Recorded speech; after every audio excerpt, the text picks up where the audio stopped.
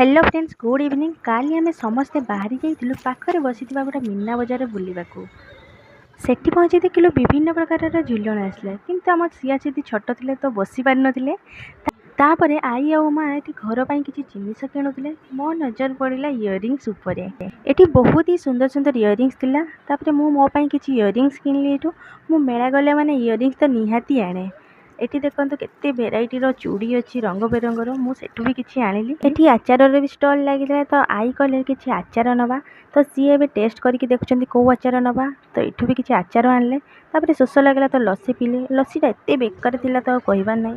तापरे आमे टिके एठी झूला झूलिलो। एते घोरेइला, बापरे मुंड भूलीगला। तापरे आमर किछि पार्सल नबार थिला। पार्सल आसीबा भितर आमे जेटा कोल्ड ड्रिंक मगे पी देइथलु। टिके शांति लागितला पीला परे। तो घरे पहुंचे आमे देखंतु पिज्जा और पकोड़ा भलसे बारे देइथलु। जदि वीडियोटी भल लागे सब्सक्राइब करने को भूलिबेनी। जय जगन्नाथ।